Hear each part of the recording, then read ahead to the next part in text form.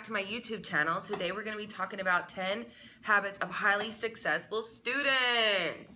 All right, so I am currently in my second year of college to going to school for my bachelor's degree in respiratory therapy.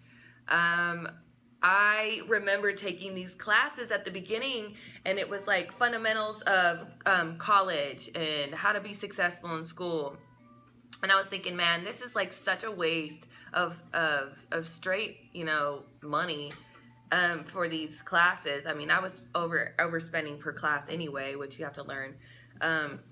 But I learned that these classes are super beneficial if you want to be successful in college. A lot of people take college as a joke and they think it's a waste of money.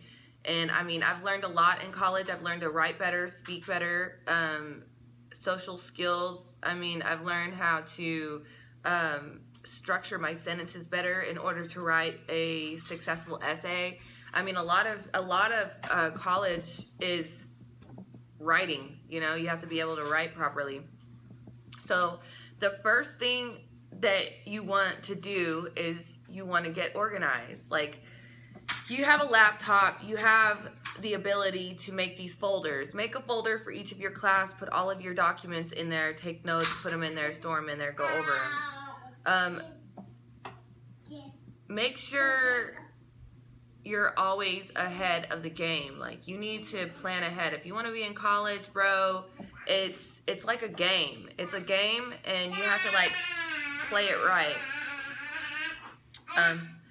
So after you get organized, you need to like be able to find what you're looking for easy. That means like label your stuff. For me, I've found a strategy that works for me. It probably wouldn't work for you because it works for me and I'm not you. So there's that. Number 2, you want to like definitely don't, they say that there's only 2% of people in the world that can multitask, and I'm 1%. Okay, so I definitely don't know who the other 1% is. So there's me. And I haven't met anyone else that does it yet. So try not to multitask and find yourself forgetting to finish a task. That's usually what people's issue is. They start something and they don't finish it. And then they forget they started it. So how could they finish something that they forgot to start? That they forgot about starting in the first place. So, if you're not good at multitasking, don't. Like, really don't. Organize your stuff to where it's easy access and get to it easier. I think I just said that. Number 3, you want to divide up your studies and reward yourself once you completed each one. Me, personally, I don't find it rewarding to finish a task that you are paying for. So I don't necessarily reward myself. I just keep going.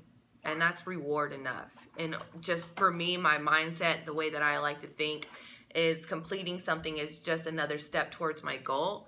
And that's once I hit my goal, that's whenever I can reward myself. But other people, they need a little bit more pat on the ass. So they, some people need to be able to be rewarded after they completed a test, which is ridiculous. Like, it's not a reward. You just finished a test. Like, get over it. Why are you in college?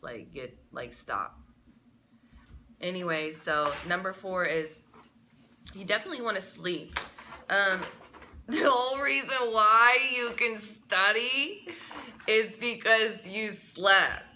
Like that, and you ate right. You can't just eat donuts, go to class, and be like, yo, I totally spaced, man. Well, duh, because your brain wasn't getting the right nutrients to make the solid decision that it needed to make. Think about it. Think. Feed your brain. Don't eat for pleasure, especially in college. Eat for purpose. You're on a budget. Unless you're one of those, really extremely blessed kids that don't have to worry about that kind of thing. But that's okay. Most of us aren't. So I'm me for personal, experience. I'm living on a budget. Therefore, I buy things that are cheap in protein, high in protein and cheap. to buy in order to feed my mind, so I don't get annoyed and tired when I'm taking a test, or annoyed that I have to write an essay, or which takes me like a day anyway because I'm super good at it now. So it's super important that you eat healthy. I mean, stop thinking, oh, a burger and fries is gonna feed your mind. It's not. It's not. It is not. It's not. I promise you, it's not. I've tried it. It's not. So anyways, you definitely want to make sure that you're eating properly. There's so many different kinds of foods you can buy. They're actually cheaper than buying that burger and fries. So think about it. And it takes like maybe a half a day to meal prep it, and then you have it for the week. So think ahead. Number 5 is make out your schedule, bro. Like, this is what successful people do.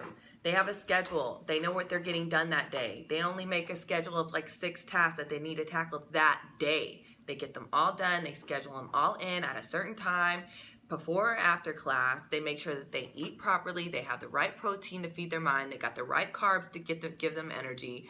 They, all that stuff. You need to drink your water. Stop drinking Cokes because it's doing absolutely nothing for your body. So you definitely need your schedule. Make a planner. It's super sexy. I mean, it's super sexy to watch a man know that he knows what he's doing and he knows when he's doing it. That's hot.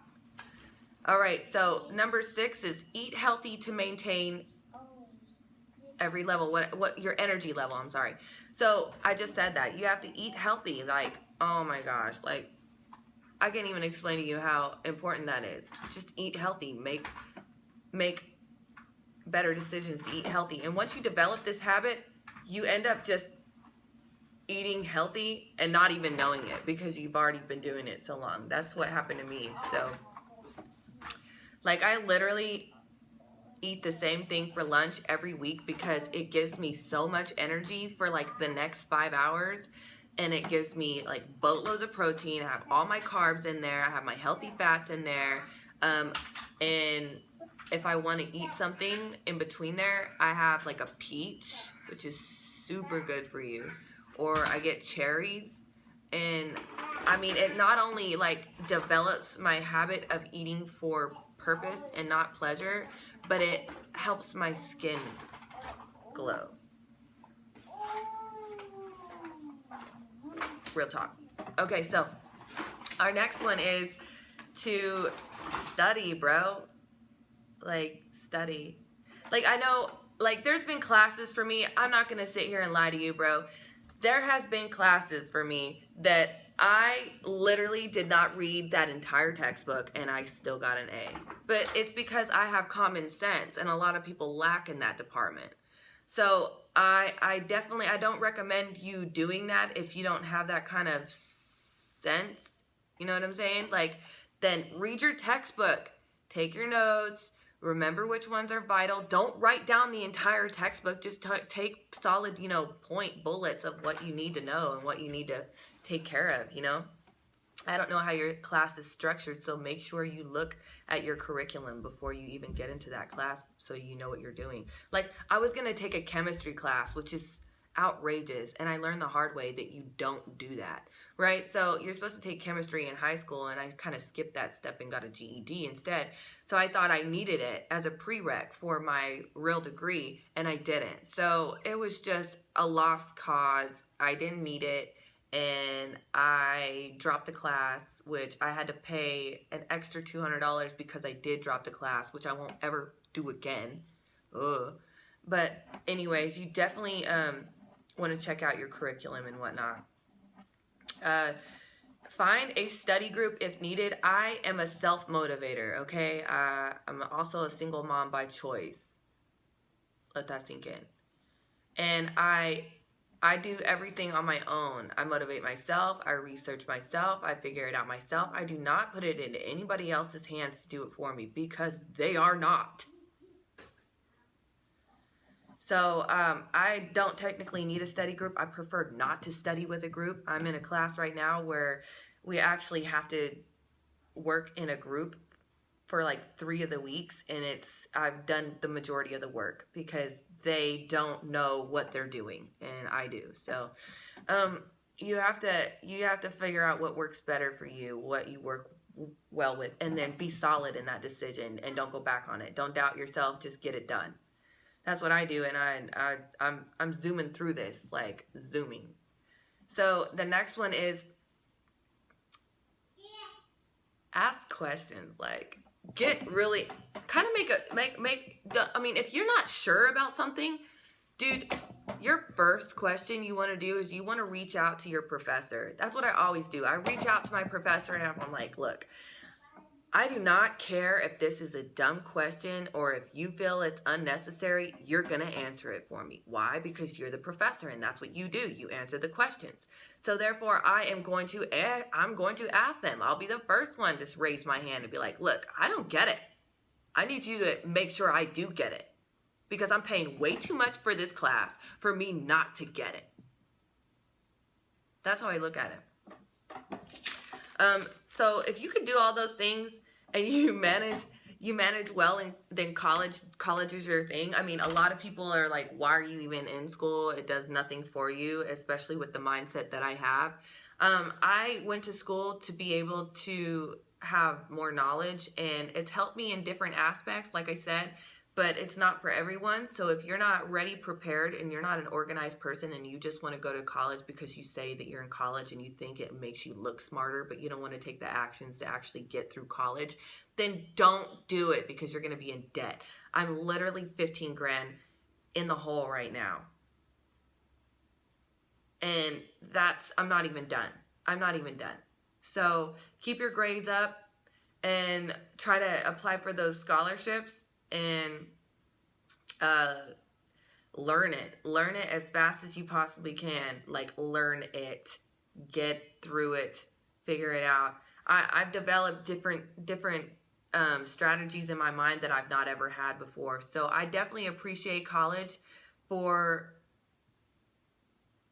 the little things, and those little things add up. They add up at the end of the day, bro. Like, they end up like telling you, oh, well, I made this decision, but you know what? If I didn't go to college, I would have never thought that. So it definitely makes you, well, their goal is to well-round you. You want to be well-rounded. But it also prepares you for the future and stuff like that. So I really, a lot of those classes, I'm telling you, there's positives and negatives to it. So you just might as well just keep a positive outlook. And another thing is research your field before you get into it. Like, let me tell you right now, if you're in the healthcare field and you want to do something with the business aspect, going to school for healthcare administration is not the way to go. You're not going to start off in a healthcare administrative position. You're just not. I don't care if you got a bachelor's in it. You're going to have to start off in the hospital and already be working there to even be considered for the job. And then later on, which if you even still have the job where you're at, if you move up gradually, they might offer you a job next to the guy that runs the entire hospital on the business side. But that's going to take you 15 to 20 years to accomplish. And I'm just not, my mind is like, no, I'm not, no. This is a phase, okay? I'm going to use it as a plan B. So anyway, so that's just how I look at it. You definitely want to make sure that you do something that it's got a high, job rate. Like, you could get a job immediately. Like nurses, you could get a job quick. If you're an RN, girl, you're making 100 grand. If you are a nurse, you're probably going to stay around 65. And if you're a respiratory therapist, which I'm going to school for, I mean, maybe the most I can make is 70, but then I'm going to take that money and I'm going to invest it because I'm not stupid. So anyway, I definitely recommend that you figure out what you do best and then apply that. So that's all I got for you today. Hope you like it.